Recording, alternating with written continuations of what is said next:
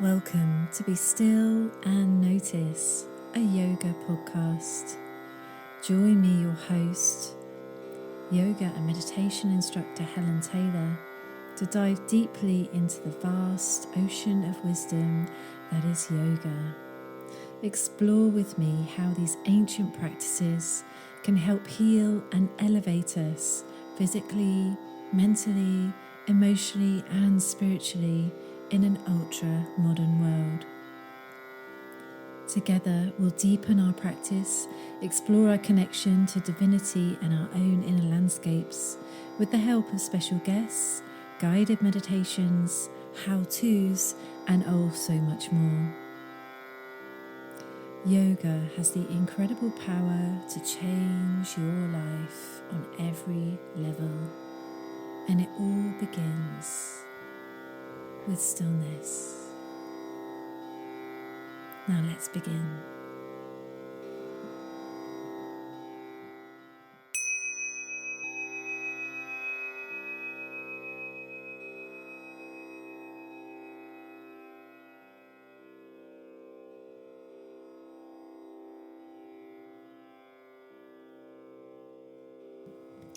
Hi everyone and welcome to the second part of episode 5. This is the second part of a lovely conversation that I had with my yoga teacher Katja Patel, and we're talking about the 8 limbs of yoga. So this episode starts off with a little overview of Patanjali's Yoga Sutras, and then we have a little recap of the first 4 of the limbs that we talked about in our last episode. We talk briefly about yamas and niyamas, asana, postures, pranayama, breath practice, and pratyahara, which is all about senses, how we can not be led by the senses. And this I feel is one of the most interesting parts of this conversation, because it really leads into how overwhelmed and overused our senses are today, and how this can actually lead to quite a lot of problems in the body, mentally as well. So these are all conversations around our own interpretation of the 8 limbs. There will be a part 3 where we look at the last of the 8 limbs, so watch out for that coming in the next couple of weeks. But in the meantime, I really hope you enjoy this conversation, and grab yourself a cup of tea and get nice and comfy.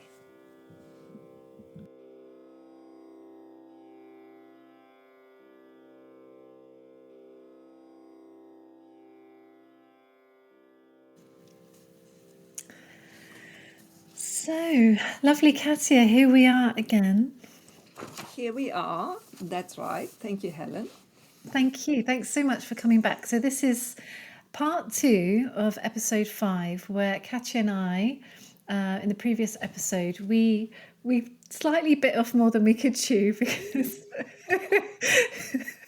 we thought we would be able to give like a brief overview of what the 8 limbs of yoga are. And this was really just designed for people that haven't heard about it ever before. But as we got talking, because most people they don't know what the 8 limbs are. They've heard of just a couple of them. And as we got talking, we of course ended up going deeper and deeper into our conversation. So before you listen to this one, maybe go back and listen to part 1 of this episode, and I'll link it in the show notes. And if they listen to this one first, still definitely go back and listen to the other one, because then sometimes it makes much more sense when you've listened to something and then you get the intro, so to speak, at the end. It makes more sense. That's true, actually, isn't it? The order doesn't really matter. It's but the 2 together make up our whole conversation about the 8 limbs of yoga. So thank you so much for coming back with your expertise. I wanted just to talk a little bit about, just briefly, and this could be a massive 10 million episodes in itself, talking about the Yoga Sutras of Patanjali. But just to say, if you've not heard of the Yoga Sutras. They're called the sutras. Sutras mean threads, don't they, in Sanskrit? You can think of like a rosary, something like beads, like, yeah. Or a mala or something. Imala, that was the word, that's right. And that term is used because Patanjali didn't sit down and write a book. This was the kind of traditional, would you call it the oral tradition in the guru student tradition? It's like an oral tradition, isn't it? Things are spoken of, they're not. Yeah, yes, but I mean, nobody really, I think, by now knows how Patanjali, how it was sort of put together. There are thoughts about if it was like a sort of a school and everyone contributed to that, or if it was one person only who compiled this. But I think they are like these little threads that can be standalone, and you need to think about them. So it's not something that you read like a novel, or I think each and every one of them has so much depth because it is sort of the essence of something. Yeah, yeah. So Patanjali is known for kind of systematizing, isn't he, yoga. So instead of it being this kind of all secretive thing from guru to student, he decided to kind of put it into a system, and the 8 limbs is part of it, really big part of that, isn't it? It's huge. Yes, and what I also find important to mention is, if you are listening to that coming from the yoga class environment, this is only about what happens in our mental setup, and why we are not happy and content all time. So Patanjali has really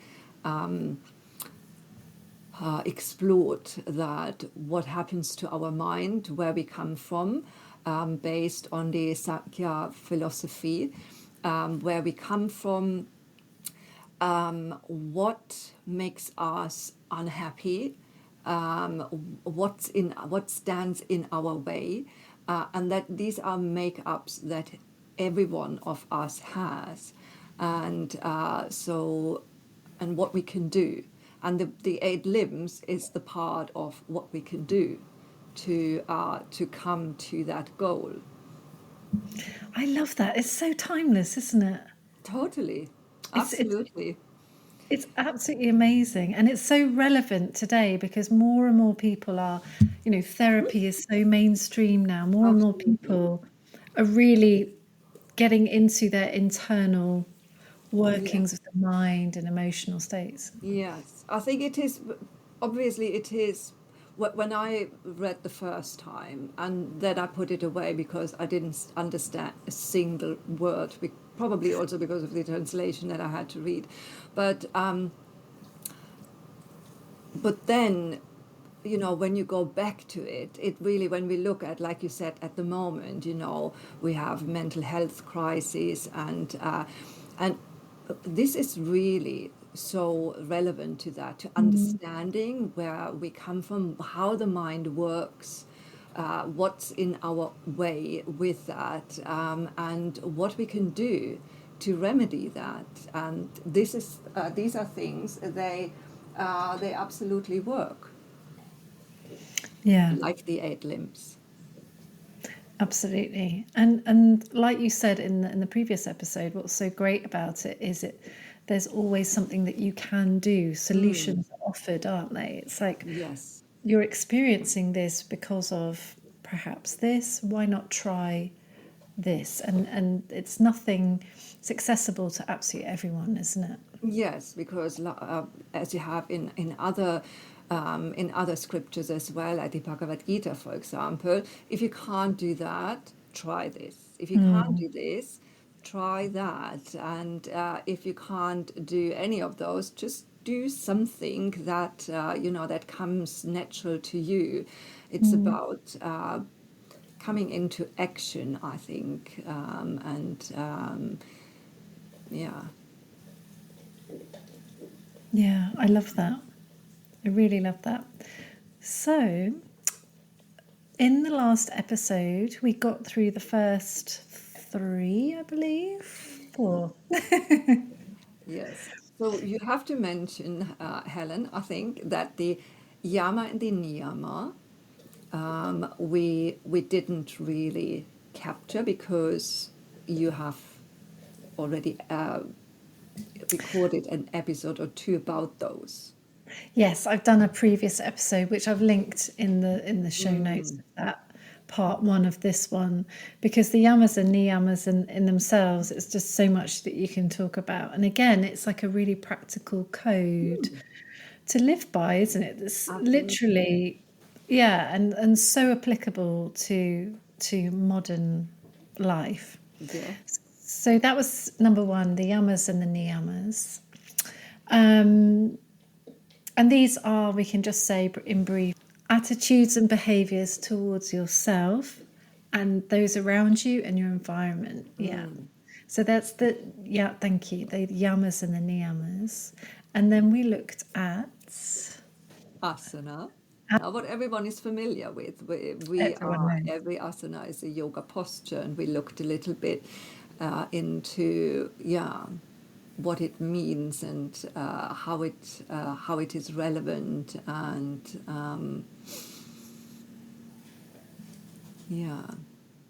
Actually, we went quite more deeply than I thought we would into asana, because like all of these things, the layers of the onion, you get in there and it's like, well, actually, it not only does this, but it does this, this, and this. And I thought, listening back to the episode, that really the overarching conclusion that we came to is it really helps. It's like the body is a vehicle for developing the mind.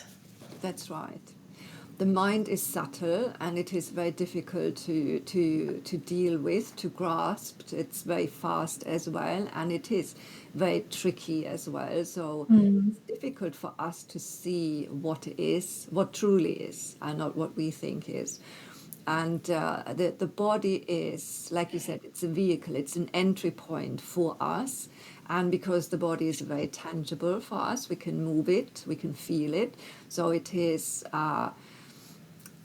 an easy, accessible point where we can start, where we can experience and can feel. Yeah, I love that part of our conversation, actually, because I think everyone can relate to that. And then the third limb is pranayama. That's right. Pranayama.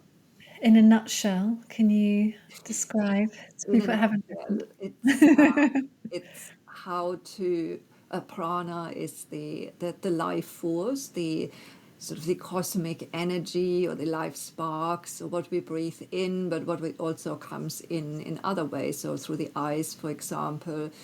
And pranayama is managing that life force, this pranic energy, to our advantage. To be able to direct it in the body, and pranayama is that everything relates to the breath. Breathing techniques as we know them from yoga practices, alternate nostril breathing, or just 3-part breath. I think everything you can develop into a pranayama, which is guiding the breath, or leading it, directing it, and Patanjali doesn't go into more depth than just what it does. It brings absolute clarity to our mind. He says it, or they say, it lifts the veil that keeps this sort of cloud around us, so that we can't see as clearly as we could. Again, it's using the body to develop mind self-awareness, isn't it? But it's next Yes. level. It's But it's, again. yes, it's the next level. Mm, It is more subtle again, and mm, we also talked about how the body needs a little bit prepared for this, for sitting and breathing only. Um, um, the body needs to be able to be stiller, not fidget around.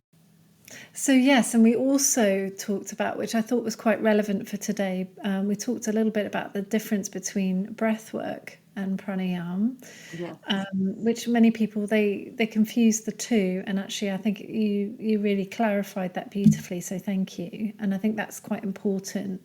That pranayama is a slow, softer, gentler approach, whereas breath work is a very different approach to reach kind of altered Mm. states.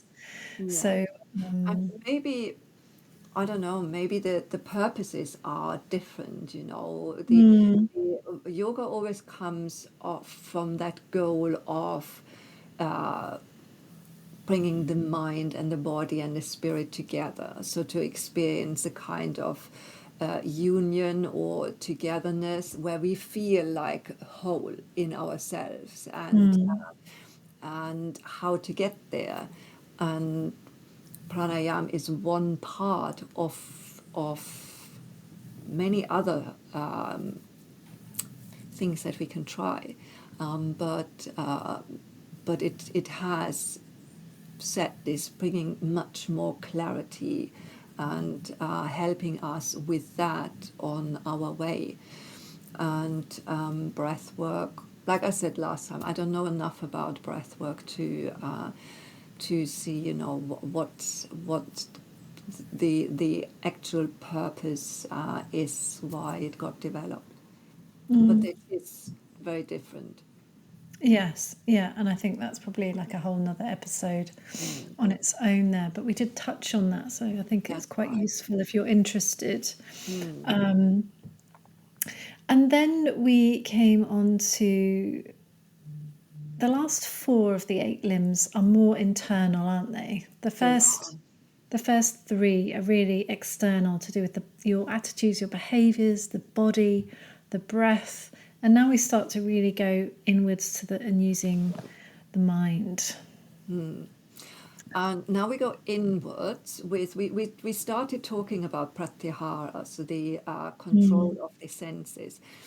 But it is really nice to see, you know, why Pratyahara is at that point, because we worked with the body, we worked with the breath, and now the sense organs are the last sort of faculty that is there visible for us, and sort of like an entry point where information comes into our system. And Pratyahara is about withdrawal of the senses, but it is because that sounds or can sound quite scary and restrictive, you know, and yeah. not way where you think, okay, that's what I'm going to try straight away. You know? Yeah, no. But it is more so what I think we were talking about, that for it to be choosing what comes in and what stays out, because everything that comes in, every picture we see, every sound that we hear, the food we know, everything, the touch that we feel, everything needs to be digested by the mind, and by so everything needs to be into yes and no, and useful, and don't want to have that. And right now we have this absolute flurry of impressions that coming in through the eyes, definitely, because we are working so much longer on screens, the phone, Mm, everything is this sense. And also with the phone and with what we see, videos or clips, they all have sound, and we can't switch off the ear. So there's a lot coming into the senses, which yeah. are in Ayurveda, that's one way where senses get imbalanced, is overuse of them. Exactly. So just before I was doing some reading again of the sutras and the lovely commentary. It's the same copy that I got when I was with you, training with you. And it talks about, basically training your senses and not allowing your mind to be complete, because we are led. And Yes, so we should be. That's, part of our survival instinct, isn't it? absolutely. Oh, that's hot, pull your hand away, danger. But Mm. like you say, we can get so overloaded, can't we? And when I was reading the commentary, he really put it very, very, very simply. And he said, well, we are servants to our own senses, really. But Pratyahara is about taking control of the senses and training them to go more inwards and not allow the mind to be carried away, Yeah. is what he was saying. I thought that was really, you're meditating and your husband is cooking you a delicious dinner, roast chicken or something. Ideally, yeah. Ideally, wouldn't that be nice? And you're meditating, and all your nose is picking up the roast chicken, Mm. and then you're thinking about your dinner, and suddenly you're not meditating anymore. And the That's right. practice, I guess, that in my mind, the practice of Pratyahara as well is, in its simplest form, is going, oh, I can smell the roast chicken, but I'm Mm. meditating. Yes. Yeah, that's right. You can say it's not about sort of stuffing them away, because we always need to acknowledge what Yeah. is, because otherwise it comes knocking on our door again and again and again. Mm. So to say, okay, we have chicken later for dinner, that's nice. And then you go back to your meditation, Yeah.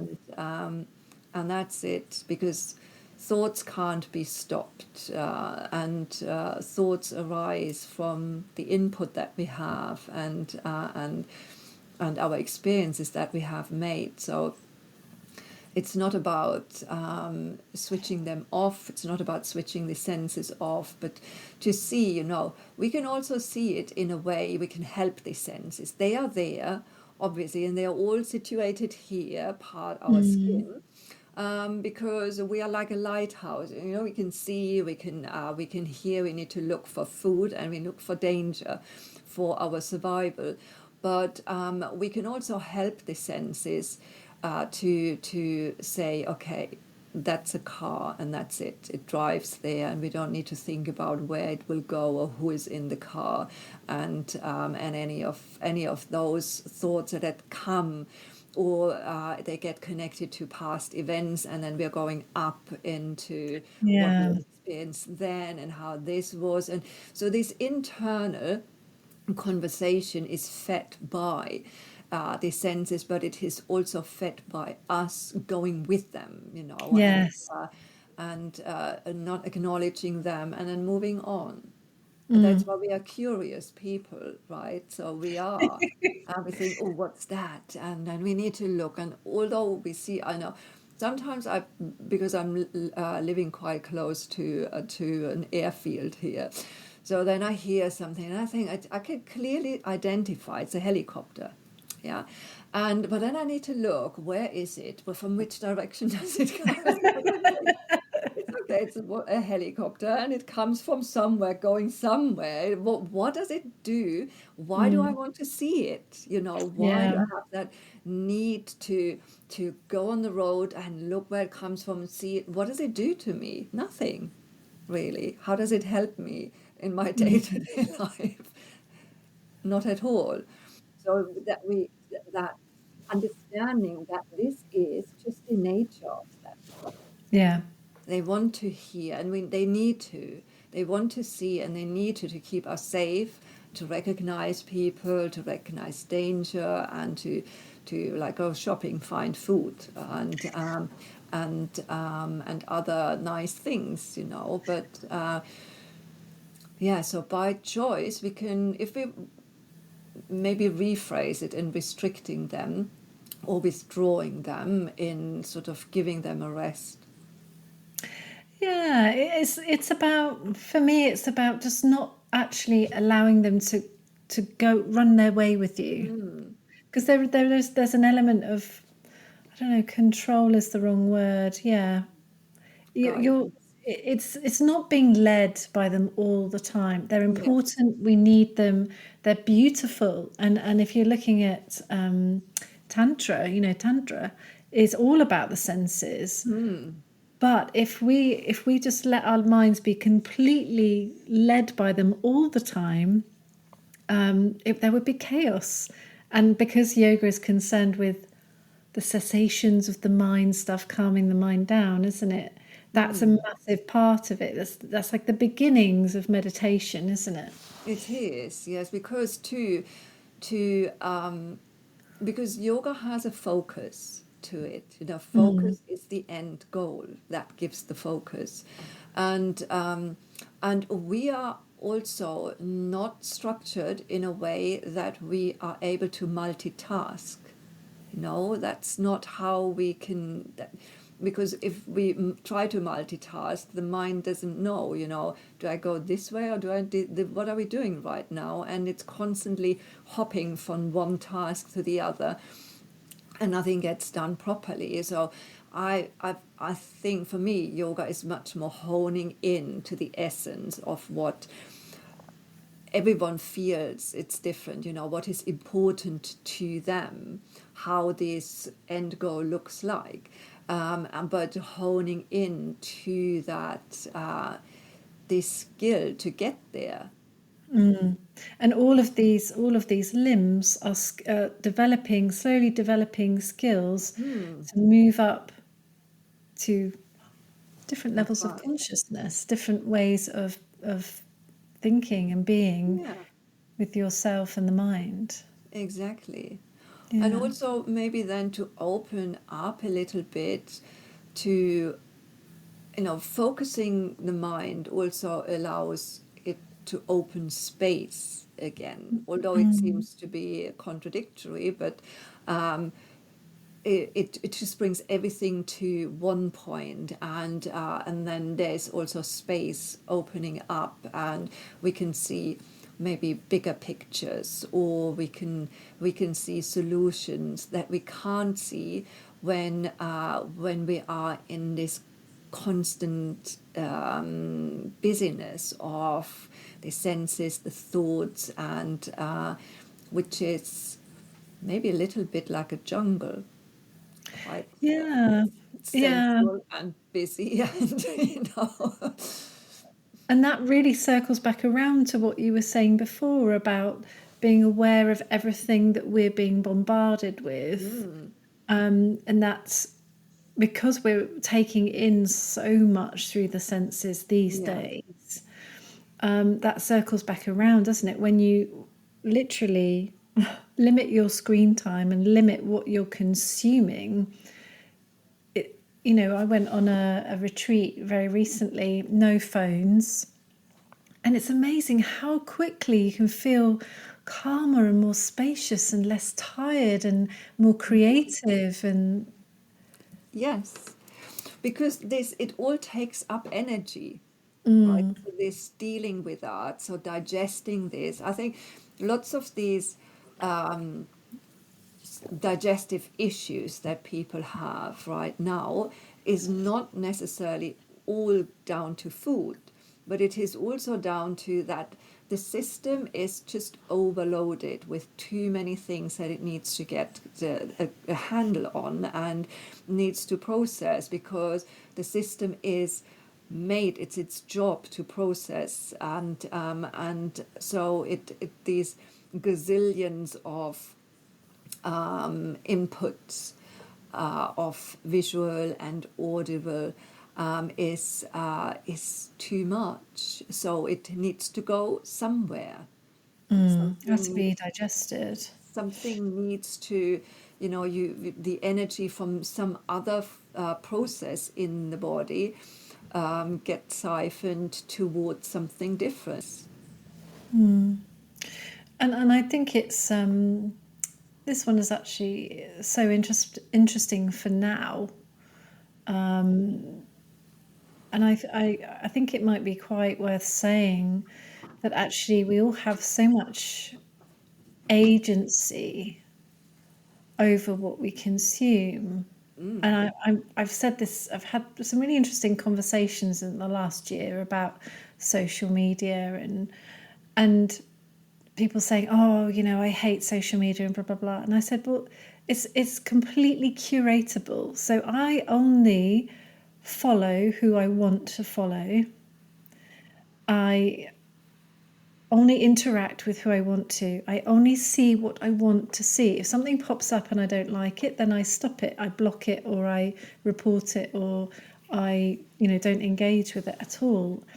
And I think some people feel like they're, you know, it's designed to suck you in, isn't it? That is, the dopamine is designed to suck you in.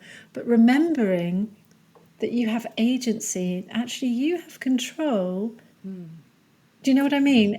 Some people really are not. They're like, oh, it's taking me over. Well, you're holding the phone. Put the phone down. Put it down. Exactly. Don't look at it. Yes, but this is the one thing I feel why yoga, but also Ayurveda will always succeed, because both of them, they take us, or they put us into the driver's seat. They say, this is Yeah. happening, this is happening. If you do that, that's most likely the outcome. And it is, and like you said, it gives us back the choice, you know, do we want that or don't we? Because like you said, we can put the phone down, we can switch it off, we can switch the router off, we can do all sorts of things. But we need to see, you know, what it does in us, where we think, oh, maybe there's something important coming, you know, maybe there's, oh, I'm missing out, the FOMO, I'm missing out on something. Most likely, no, we don't. Yeah. And so to see that we actually have control over a lot of what's going on to us. I think that's so important that, like you say, putting people back in the driver's seat. You have control. Yeah, And, you know, if people say, well, I have to use it for work, or I have to do, that's fair enough. A yeah, lot of people absolutely. do. But you can still curate that experience. You can still place boundaries, and there are all sorts of things you can do these days, different apps and different devices that will help you with that as well. Well, even if we have notifications coming in, we can see, okay, this is okay, I don't need to address that.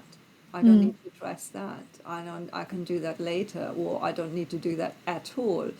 Or I need to, that's why. But it always comes back to us, to Yeah. seeing our responsibility, to seeing our, also the tools, you know, that's what yoga gives you. It gives you tools to work with that. So it gives you the body to understand more what's happening, to hone in your skills, to focus, and not to be in triangle pose and think of your shopping list, but think of, you know, how the body holds it all together, and where to send the breath. And these are transferable skills that we Yeah. apply there, and we learn it there.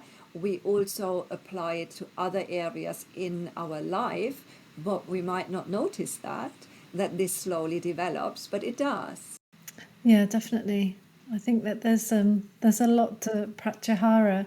And the sutras, because we're going into kind of the internal workings of the mind and moving towards meditation, that's the very first step, isn't it? Withdrawal of the Yeah, senses. managing those to see that these are the ones that keep us from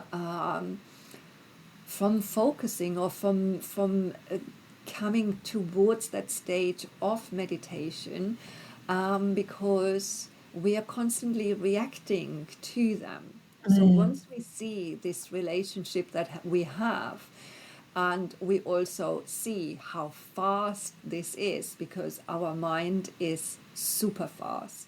Yeah. And before we even realize what's happening, we have already gone way into, you know, seeing the chicken, smelling the chicken, thinking about the chicken, and what we did last year and the year before, and on this and that, and we are gone. Yeah, we don't know even how long. It can be just a few seconds, but yeah. Yeah, and it all starts to build a picture of the inner workings of your own mind. What drives you, what distracts you, like you're saying. Thank you so much for listening to the Be Still and Notice podcast. I really hope you enjoyed this episode, and perhaps it even added something to your life. If you know someone that might benefit, please share this episode with them, and of course a review would be so much appreciated. Please find all the information relating to this episode, including relevant links, in the show notes. And until next time, sending you so much love and light on your path to yoga.